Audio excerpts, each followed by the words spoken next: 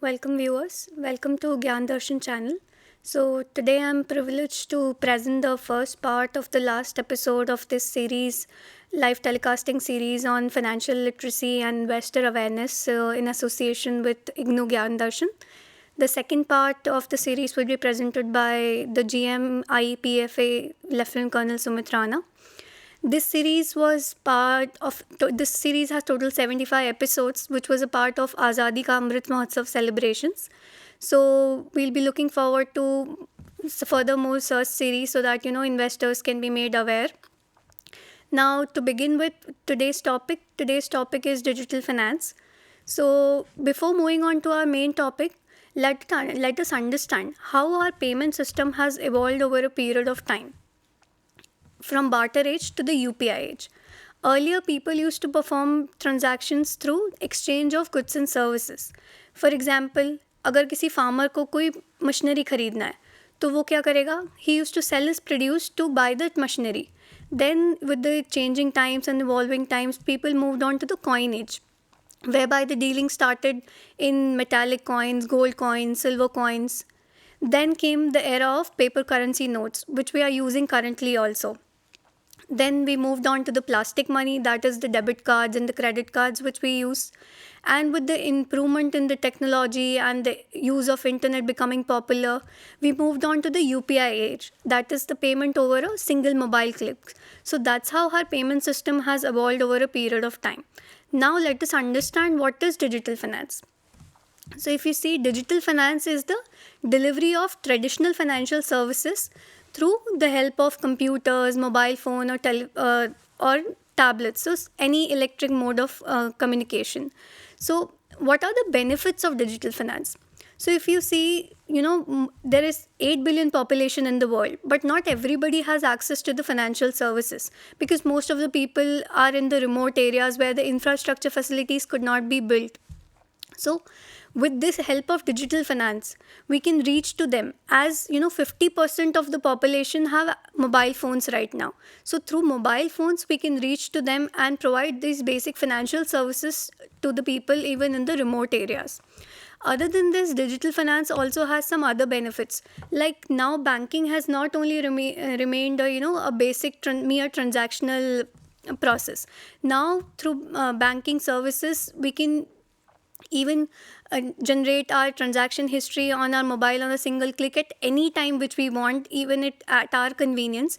We don't need to go to the banks or visit any nearby banks to update our passbook. We can generate the statements on our mobile phone as per our requirements and make an analysis of our expenses, and even we can plan for we can do a financial planning in a better way. So digital finance is helping us to aid these services. Now banking has also evolved over a time. If you see, now banking has also considered that customer is the king. So based on this, banking services are also evolving because they are providing customizable services to them, to their customers, and accessibility has become 24/7 so that people can access the services 24/7 and even through their mobile phones, not through internet banking. There are various methods through which we can access the banking services.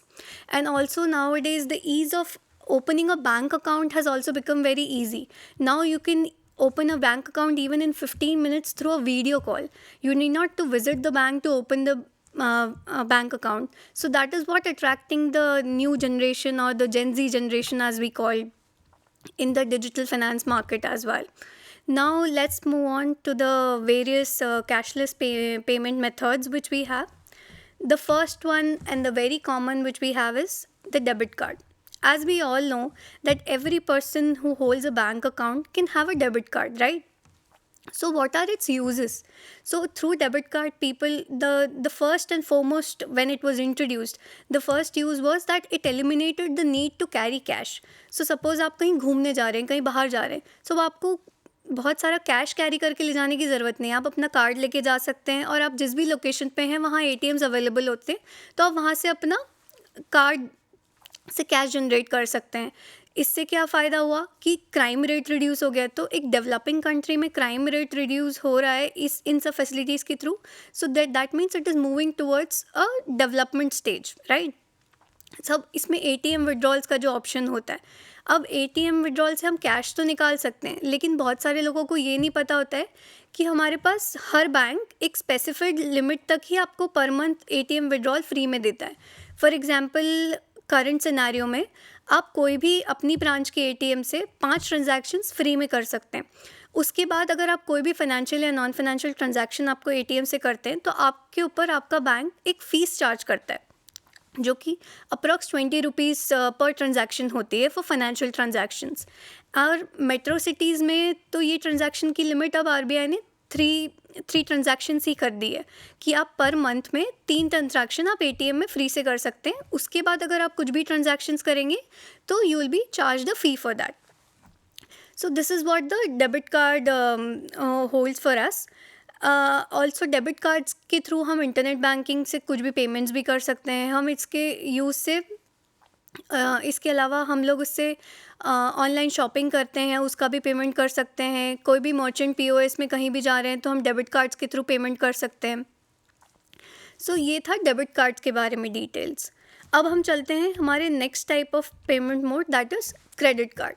सो हर किसी को लगता है कि अगर कोई salaried person है उसी को क्रेडिट कार्ड मिल सकता है, but that is not the case. Everybody can get a credit card if they prove the source of income. For example ज़्यादातर लोग पूछते हैं कि मैं हाउसवाइफ हूँ, मुझे क्रेडिट कार्ड मिल सकता है क्या, मेरे पास सैलरी स्लिप नहीं है। तो आपको भी क्रेडिट कार्ड मिल सकता है, but for that you need to have a source of income और you need to prove your repaying capacity to the bank, then you can avail the credit card services. जब हम credit card की बात करते हैं तो आजकल लोग क्रेडिट कार्ड का यूज़ जो है सबसे ज़्यादा यूज़ अभी कर रहे हैं क्रेडिट कार्ड लोन अवेलेबिलिटी के लिए यूज़ करते हैं। फॉर एग्ज़ाम्पल मुझे क्रेडिट कार्ड चाहिए क्योंकि मुझे अपना रीपेमेंट कैपेसिटी प्रूव करना है कि मैं हर मंथ में अपना जो खर्चा है वो टाइमली पे कर सकती हूँ। तो इससे मेरा क्या होता है, सिबिल स्कोर भी इम्प्रूव होता है। So that is one benefit of credit card. So credit card के थ्रू हम नॉर्मल ऑनलाइन पेमेंट्स कर सकते हैं। क्रेडिट कार्ड बैंक्स हमको क्रेडिट कार्ड के साथ साथ बहुत सारे अट्रैक्टिव रिवॉर्ड्स और ऑफर भी देती है, जिससे कि हमारे प्रोडक्ट्स और सर्विसेज थोड़े चीप हो जाते हैं। फॉर एग्जांपल मैंने सपोज़ क्रेडिट कार्ड से खर्चा किया 10,000, तो उसके लिए मुझे 50 रिवॉर्ड पॉइंट्स मिले। तो इन रिवॉर्ड पॉइंट्स को मैं अक्यूमुलेटिव कहीं भी बाद में यूज़ कर सकती हूँ, जैसे कि एयर टिकट्स बाय करने में एयर माइल्स के थ्रू, या फिर कोई प्रोडक्ट पे फर्दर डिस्काउंट पाने के लिए। इस तरीके से मुझे क्रेडिट कार्ड के रिवॉर्ड्स यूज़ हो सकते हैं। लेकिन हर चीज़ के प्रोज और कॉन्स होते हैं। सिमिलरली क्रेडिट कार्ड के भी कॉन्स हैं, जैसे कि अगर आपकी स्पेंडिंग कैपेसिटी से ज़्यादा अगर आप क्रेडिट कार्ड पे खर्चा करने लग जाए तो आप ओवर स्पेंडिंग और डेट में भी जा सकते हैं। फॉर एग्जांपल आपका पर मंथ सैलरी है 60,000 रुपीज़, लेकिन आपके पास क्रेडिट कार्ड की लिमिट है और आपने 70,000 का खर्चा कर दिया, तो आप नेक्स्ट मंथ वो पेमेंट नहीं कर पाएंगे। तो इस केस में क्या होगा कि अगर आप क्रेडिट कार्ड पेमेंट में एक दिन का भी डिले करते हैं तो आपका जो इंटरेस्ट रेट है वो 24 to 36% हो सकता है। So you need to be very careful about spending your money as per your repaying capacity. So every good has its bad. So similar way अगर क्रेडिट कार्ड के कुछ फ़ायदे हैं तो कुछ नुकसान भी है। So with the rewards comes the liability to pay timely. अगर आप इसको टाइमली पे करके कॉशियसली अपनी स्पेंडिंग कैपेसिटी के हिसाब से यूज़ करते हैं, then it is a very helpful payment method for you through which you can earn rewards and make multiple payments also. So अब आते हैं क्रेडिट कार्ड के बाद हम next IMPS. So what is IMPS? As the name suggests, it's immediate payment service. So IMPS के through आप with in seconds amount एक account holder के अकाउंट से दूसरे अकाउंट होल्डर के अकाउंट में आप ट्रांसफ़र कर सकते हो। लेकिन पर डे की इसकी एक लिमिट है कि आप इसमें मैक्सिमम 5 लाख रुपीज़ तक ही पर डे आप इसमें अमाउंट ट्रांसफ़र कर सकते हो। कुछ बैंक्स अब IMPS के लिए हम लोग को मल्टीपल वेज ऑफ़र करते हैं। IMPS SMS के थ्रू भी हो सकता है, IMPS मोबाइल के थ्रू भी हो सकता है, IMPS इंटरनेट बैंकिंग के थ्रू भी हो सकता है। तो अगर आप IMPS मोबाइल के थ्रू करना चाहते हैं तो आपको सामने वाले का मोबाइल नंबर, जो उसके बैंक अकाउंट में रजिस्टर्ड मोबाइल नंबर होगा, वो उसकी डिटेल्स चाहिए, और एक MMID जो एक 7 डिजिट का ID होता है जो आपको IMPS सर्विस अवेल करने के लिए रिक्वायर्ड होता है, वो चाहिए होता है। सेकंड आते हैं इंटरनेट बैंकिंग के थ्रू हम IMPS कैसे कर सकते हैं। अब इंटरनेट बैंकिंग के थ्रू हमें IMPS सर्विस अवेल करने के लिए जो अकाउंट होल्डर है, जो सामने पार्टी जिसको आपको पैसा ट्रांसफ़र करना है, उसका अकाउंट नंबर और IFSC कोड चाहिए होता है। नेक्स्ट होता है IMPS वाया SMS। सो IMPS वाया SMS के लिए आपके मोबाइल में वो सर्विस एक्टिवेट होनी चाहिए आपके बैंक के थ्रू, तभी आप ये सर्विस अवेल कर सकते हैं। सो IMPS के द्वारा हम अमाउंट जो हैं विद इन सेकेंड्स दूसरे अकाउंट होल्डर के अकाउंट में ट्रांसफ़र कर सकते हैं।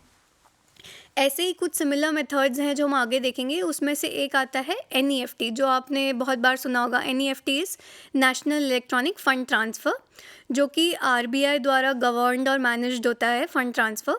इसमें भी आप एक अकाउंट से दूसरे अकाउंट होल्डर के अकाउंट में पैसा डाल सकते हैं, बट ओनली वन कंडीशन कि जो दोनों बैंक्स हैं वो NEFT अनेबल्ड होना चाहिए। अब IMPS में जैसे एक मैक्सिमम लिमिट फिक्स थी कि आप 5 लाख रुपीज़ ही ट्रांसफ़र कर सकते थे, NEFT में ऐसी कोई मैक्सिमम लिमिट नहीं है अमाउंट की। आप कितना भी मैक्सिमम अमाउंट NEFT के थ्रू ट्रांसफ़र कर सकते हैं। पहले क्या होता था कि बैंक्स में NEFT ट्रांजैक्शंस जो होते थे वो प्रोसेस के लिए टाइमिंग फिक्स होता था कि इस पर्टिकुलर टाइमिंग से सपोज़ 8 to 6 में ही ये NEFT ट्रांजैक्शन प्रोसेस हो सकते हैं। लेकिन due to the changing environment banks have also evolve. So अभी NEFT भी 24/7 में प्रोसेस हो मतलब 24/7 में आपको सर्विस अवेलेबल है, तो अमाउंट्स आपका प्रोसेस हो जाता है in batches, that is of half an hour. So इसमें कोई लिमिट नहीं है, लेकिन आपका ट्रांजैक्शन जो है वो थोड़ा डिले, दैट इज़ हाफ और 1 आवर के बैच में बैंक्स प्रोसेस कर देते हैं।